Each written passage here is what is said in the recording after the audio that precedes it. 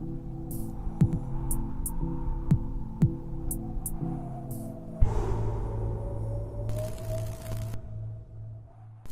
everyone and welcome! My name is Chris Kozak and this is my English unit on Duality. Now if you're wondering what the hell I mean by English unit, you probably didn't watch my introductory video. Go ahead and click on the card that will appear in the top corner of your screen somewhere here. And if you click on that, that video will give you all the information that you need to be able to figure out what this video is all about. So this is the first video that is going to talk about the topic of duality in any kind of depth. So we're going to do a couple of things in this video.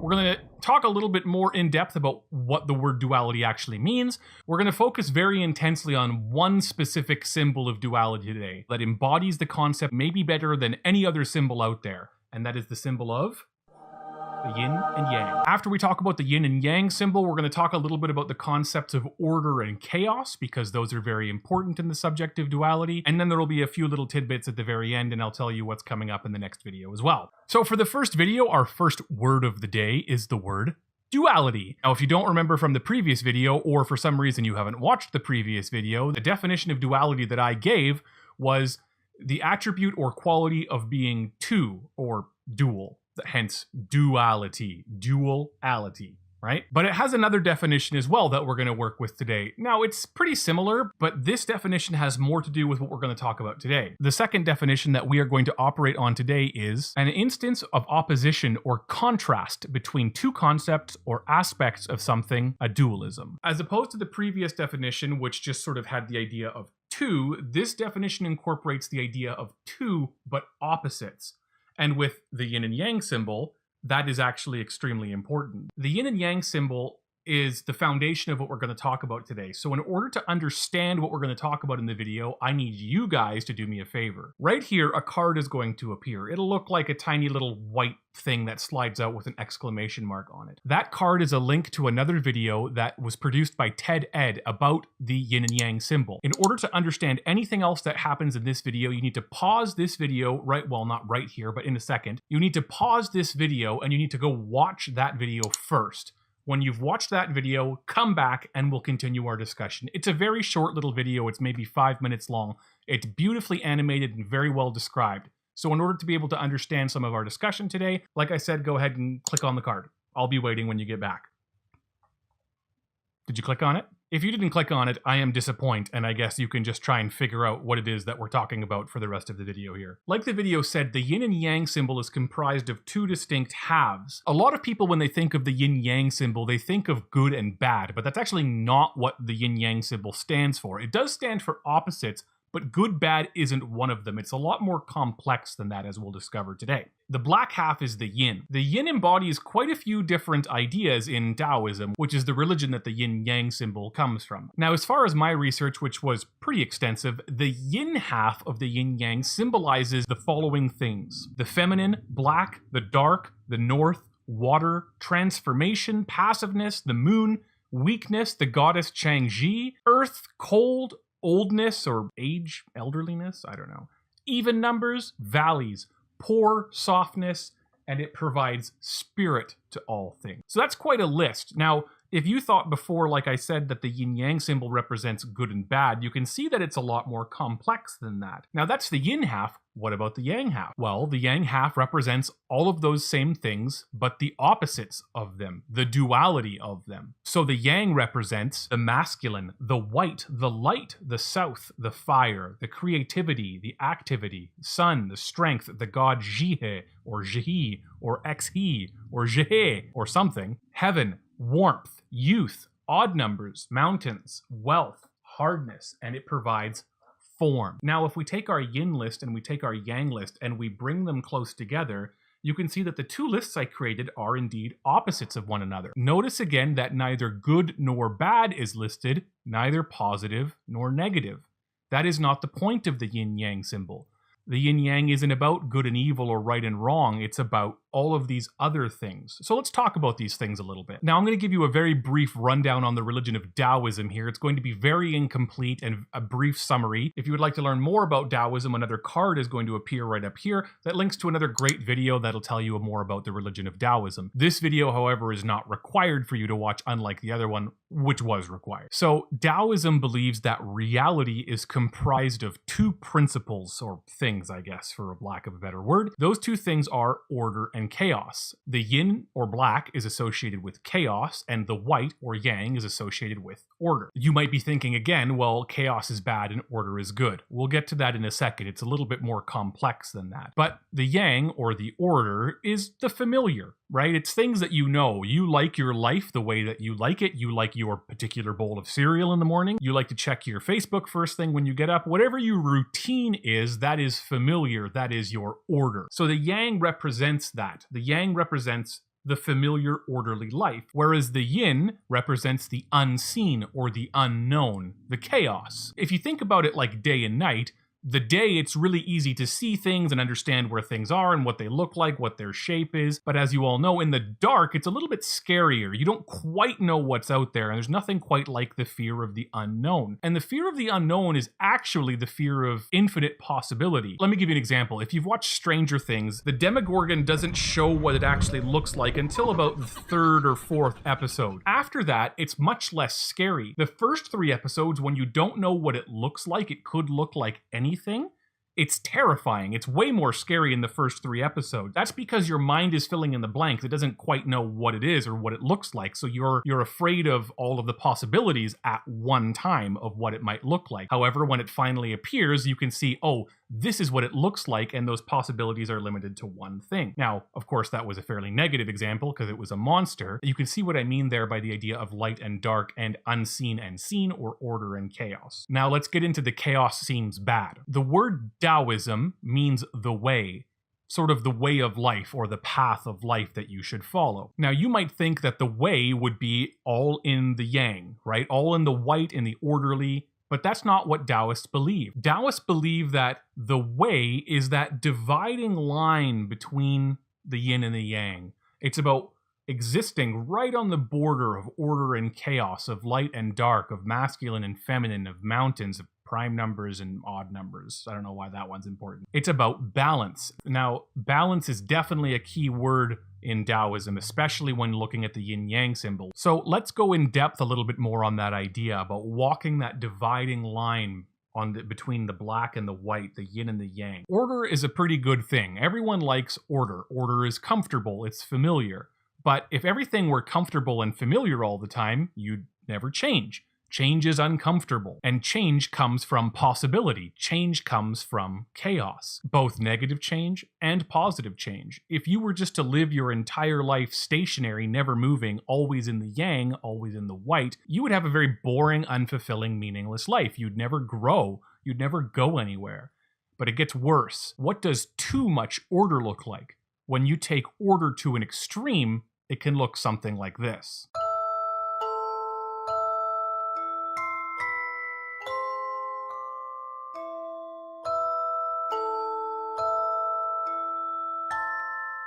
Do you notice the terrifying orderliness and rigidity of that video? So order can be just as horrible as chaos, but we don't often associate it with evil or bad. Too much order equals tyranny, or high school. So we're all agreed, extreme order is to be avoided, right? Well, what about too much chaos? Well, too much chaos is never good. We're uncomfortable with even a little bit of chaos most of the time. So we're not going to go in depth on extreme chaos, although I think this clip highlights it pretty well.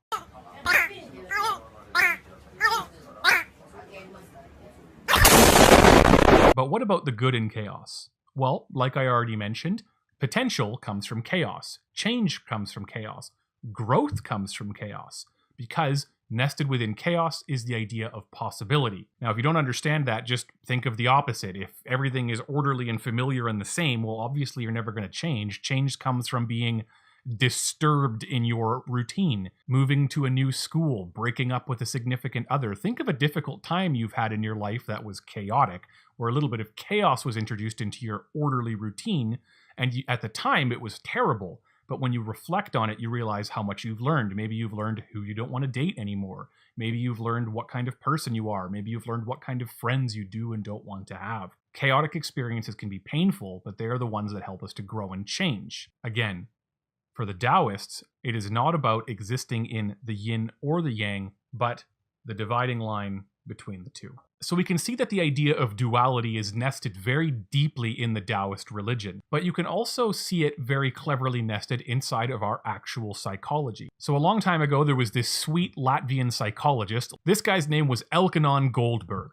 Two sweet names. And he came up with a theory that has been largely proven correct now called the novelty routinization theory. If that sounds complicated, don't worry about it. I'm going to give you the rundown. Before I go into this, let me just fact check something for you. The idea that some people are more right-brained than left-brained or left-brained than right-brained, I think it has something to do with like left-brained people are creative and right-brained people are orderly. That is pseudoscience. It has almost no scientific background. I think I'm pretty comfortable in saying that it's just nonsense. However, what I'm about to teach you is firmly rooted in psychology. It's been peer-reviewed, and it's been around for a long time as well. So what Elkanon Goldberg discovered was that the right side of the brain is in charge of and responsible for processing new information. So unknown, unseen information. You see where I'm going with this. The right side of your brain deals with chaos. It deals with the unknown. It deals with the new. Can you guess what the left side of your brain deals with? Routine. It takes things that are new and eventually routinizes them or orders them so that it's locked in your brain. So your muscle memory, for example, comes from here. For example, if you sit down for the very first time and play Fortnite and get absolutely wrecked, it's because the right side of your brain is processing all of this new information. Where do you look for enemies? What are the rotations? How does the aim work? What's the drop off on a bolt action rifle? All of these are things that you have to learn. And you suck at first because, well, you have to learn those things. But over time, that information moves over to the left side of your brain and becomes ordered. And then you are recalling that without even thinking about it, and that's what we call muscle memory, from the left-hand side of your brain. And it's become routinized, or it's become a routine. So you can see that the duality of your brain even reflects the duality of the yin and yang symbol. We have the right side that deals with chaos and turns it into order where you can then access it.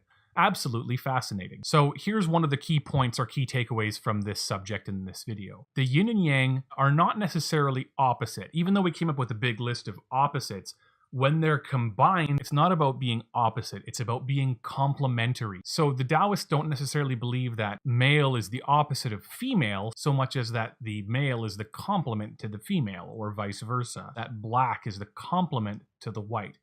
So that's a little bit different than opposite, because opposite implies that there's some conflict going on, but complement implies a harmony or a balance. Okay, one more key takeaway from this. One thing that we haven't talked about yet is the two dots on either side of the yin and the yang symbol. Within the black, there is a seed of white, and within the white, there is a seed of black. There's a seed of yin in the yang and a seed of yang in the yin.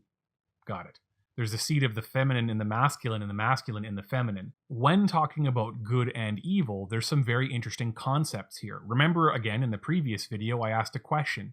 Are human beings inherently good, or are they inherently evil? I'm not going to tell you what I believe yet, because that'll come in a later video. But the yin and the yang symbol give us a very interesting insight into this. There is no human so evil that there isn't a seed of good left inside of them. There's still a little bit of yin in the yang. But conversely, and very interestingly, there is no human so good that they can't turn evil or do something evil. There's a seed of light in the darkness and a seed of dark in the light. This also helps answer the question that I posed in the previous video: how come good people can do such terrible things sometimes? And we'll get to that in a different video. All right, as promised, this part of the video is where I give you guys some discussion questions and some assignments. So the discussion questions you can discuss with a parent, or you could journal them, or you could discuss them in class if you're in class. If you're a teacher, you can definitely just use these as your discussion questions after you teach this lesson. So the questions that I've come up with are: first, can you think of any other symbols or instances of duality? So for example, in society or school or government or religion, maybe as you were watching the video, some different examples of duality came into your mind, so you can discuss those. And I'll alternative to this is what about duality in movies? So if you watched the last video and this video, obviously, which you just finished, there are quite a few movies which use duality as a main theme. So which movies are they? Question number 2, why do you think the theme of duality is so common? So this is something that pops up all over the place. And if you look for it, now that you know about it, you'll see it everywhere. And then a second part to this question, does the fact that it is so common say anything about our species or our society? Question number 3, do you agree with me that a balance of order and chaos, or any of the other yin-yang dualities, is the right way to approach life? So you may disagree with my interpretation of Taoism, but you might also disagree with Taoism in general. Maybe as you were listening to this, you thought of some potential problems of living your life on the border of order and chaos, or yin and yang. So what are the potential problems of living this way? Or what are the potential benefits?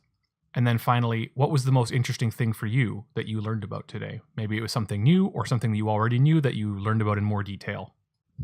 All right, as for assignments, so at the end of this unit on duality, there is a short story assignment I want to let you know about now so that you can kind of watch these videos and keep some of the things that you're thinking about in the back of your mind. It's going to be very free and open, but there are a couple of requirements. So the requirement number 1 is that your short story must be on the theme of duality, specifically on your own duality. So we're going to do a lot of little writing assignments along the way that prepare for this larger writing assignment. So this first assignment that you're doing for this video is very short. It's sort of a preparatory assignment for the final assignment. So the question I would like you to answer for this reflection is, do you have any contradictory qualities or beliefs? So for example, maybe you're religious, but you also believe in evolution. Maybe you're a really giving person, but you have a short temper, so you demonstrate kind of a kind, angry duality. Think about some of the contradictory qualities that you have or beliefs, and in 100 words, so 3 or 4 solid sentences, write about them, describe them, and you're writing to yourself more than to anyone else here. This is an exploratory assignment where you're sort of exploring yourself more than anything for your own benefit, not for anyone else's. And then the second writing assignment, which is roughly the same length, between 100 and 200 words, so that's like between 4 and 8 sentences, is, would you describe your life or self as more chaotic or more orderly? So maybe some things you could think about while writing is, are you too safe or reserved? Or conversely, maybe you lack stability in your life or your mind. You're too chaotic. So these are the assignments and discussion questions that I came up with for this particular lesson. If there are others that you've come up with that you think are better or more interesting, please go ahead and let me know in the comments. Or you can come up with your own if you're a teacher or a student or a parent and you're using this for one of your kids. Just come up with your own, but these are some that I think could be useful. All right, guys, so hopefully you learned a little bit more about the theme of duality today. I hope you enjoyed this video. If you did enjoy the video, please hit the subscribe button and make sure to hit the bell button so that you know when a new video comes out. If you didn't like the video, make sure to hit the subscribe button and go ahead and give me a thumbs up anyway. I'm Senor Kozak, and I hope you liked this video on... Many of the ideas and concepts for this lesson were taken from Jordan Peterson's 12 Rules for Life and Maps of Meaning books. If you found today's topic interesting, I highly recommend checking these books out. Here are the citations for all of the different documents I used to make this video.